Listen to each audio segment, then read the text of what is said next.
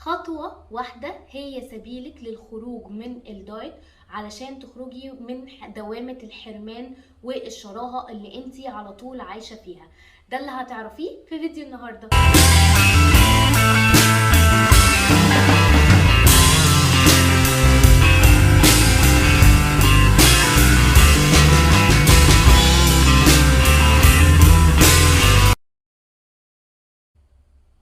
اهلا بيكي، معاكي دكتور نورهان لطفي، اخصائيه التغذيه الحدسيه ضد الدايت، واللي عن طريقها بساعدك ان انتي تتخلصي من الدايت، تعيشي حياه صحيه وتعيشي حياه بدون اي شراهه.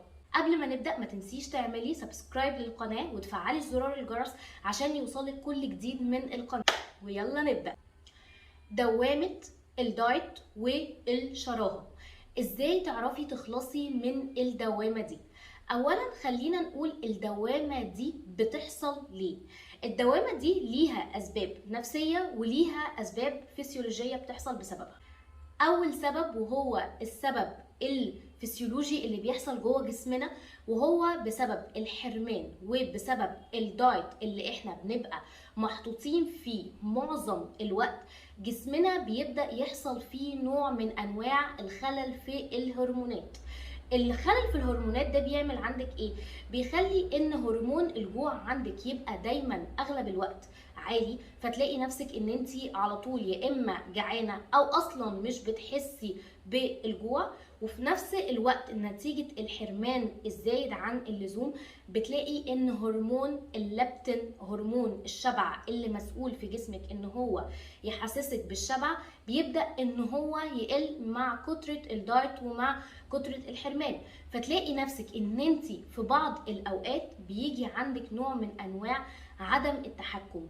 جسمك بيوصل لمرحلة ان هو بياكل كميات كبيرة جدا من الاكل، وما بتبقيش فعلا عارفة توقفي نفسك، وما بتبقيش فاهمة انت بتعملي كده ليه اصلا. يعني اللي هو انا مثلا انا اكلت او انا شربت او انا عملت كل اللي انا المفروض وكلت كل وجباتي، انا ليه بيحصل معايا كده وليه باكل بالكميات الرهيبة دي؟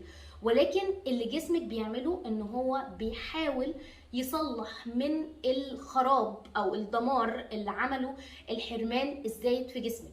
يعني انت لما جسمك بيبدا ان هو يقلل قوي السعرات اللي داخله فيه، يعني يقلل كميات الاكل جدا، يقلل الانواع اللي داخله، تمنعي انواع معينه من الاكل، اللي بيحصل وقتها ان جسمك بيبدا يشوف ان دي علامه خطر. علامه خطر يعني جسمك محتاج يدافع عن نفسه، وبيشوف ان دي حاله ما ينفعش ان هو يفضل عايش فيها. فيبدا زي ما قلت ان هو يعلي هرمونات الجوع جدا، يقلل هرمونات الشبع، فتلاقي نفسك ان انت بتوصلي في مراحل كده لحاله من فقدان السيطره وكميات كبيره من الاكل ومش فاهمه ده بيحصل ليه.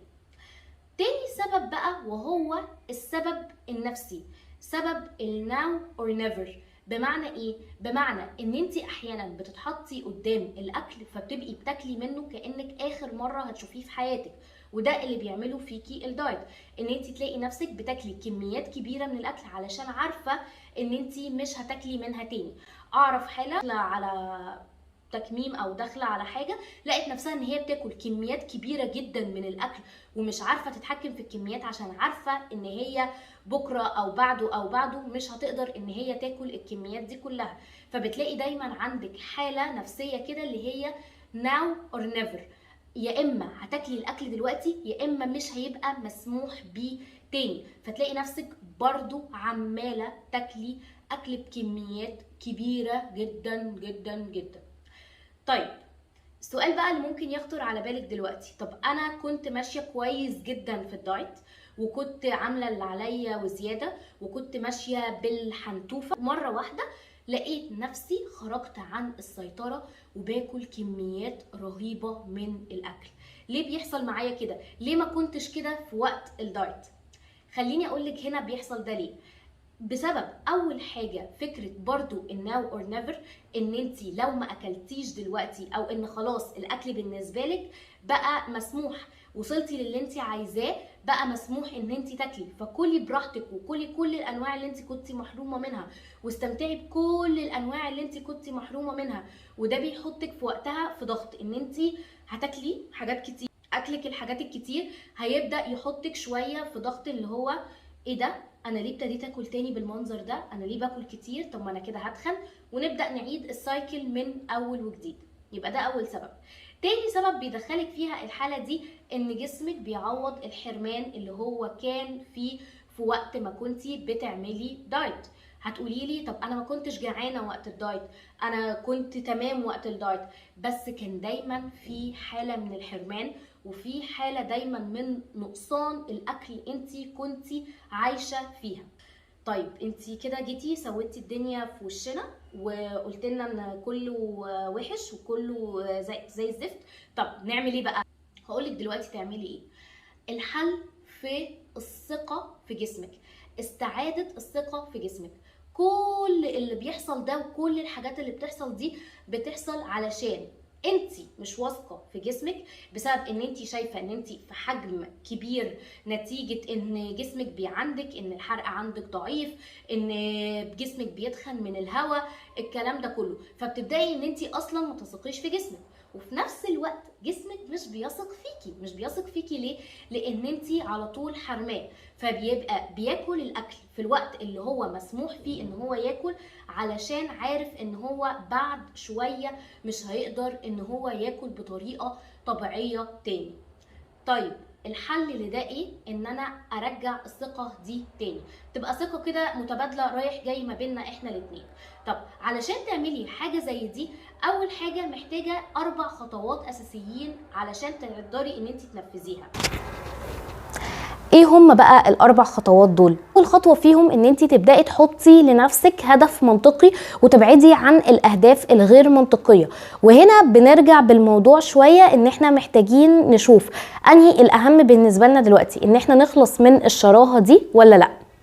تاني حاجة علشان نقدر ان احنا نرجع الثقة في جسمنا تاني، محتاجة ان انتي تبدأي تركزي شوية على ان انتي تحطي لنفسك خطة، ما تمشيش بعشوائية. يعني ايه؟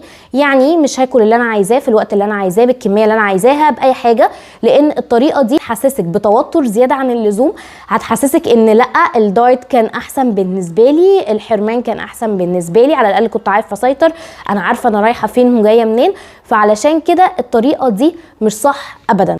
تالت خطوة، ودي خطوة مهمة جدا ان انتي تشتغلي عليها وتعمليها، ان انتي تعملي لنفسك نظام متوازن.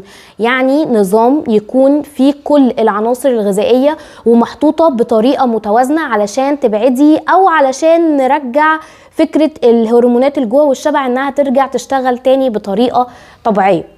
رابع خطوة وهي خطوة الاستمرارية، ان انتي تفهمي الاسباب اللي تحت فكرة نزول الوزن، الاسباب اللي تحت فكرة رغبة نزول الوزن بطريقة كبيرة، الاسباب اللي مخلياكي على طول عالقة في الدوامة بالشكل ده.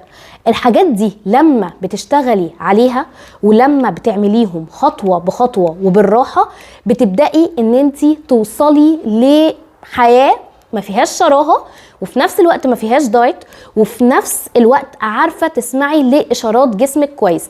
لأن زي ما كنت بقول قبل كده، ما ينفعش تسمعي لإشارات جسمك أصلا وفي تشويش كبير قوي قوي قوي قوي عليها، لكن محتاجة ان انتي ترجعي الثقة في جسمك عشان جسمك يقدر يستقبل الإشارات دي بطريقة أوضح. عشان كده انا عملت تحدي ال7 ايام. في تحدي ال7 ايام انا هعملك ورشة، الورشة دي هقولك فيها ازاي تنفذي كل خطوة من دول بالتفصيل الممل، وازاي تطبقيها مع كتيب. الكتيب ده كتيب تطبيقي، وانت اللي بنفسك هتمليه بالخطوات اللي انت فعلا هتنفذيها واللي انت قادرة تنفذيها. وخلال 7 ايام هكون براقبك وبشوف انت بتعملي ايه صح غلط، ايه اللي محتاج يتعدل، ايه اللي محتاج يتظبط خلال 7 ايام بس. رابط الحجز موجود دلوقتي في الديسكريبشن بوكس عشان تحجزي مكانك، لان الاعداد محدودة جدا، وعلشان ابقى مركزة مع كل حالة موجودة في التحدي ده، علشان تبقى خطوتك الاولى لاستعادة الثقة في جسمك، التخلص من الشراهة، وان انتي تعيشي حياة صحية بدون حرمان. لو عجبك الفيديو ما تنسيش تعملي له لايك، وما تنسيش تفعلي زرار الجرس وتعملي سبسكرايب للقناة علشان يوصلك كل جديد من القناة، واشوفك في الفيديو الجاي.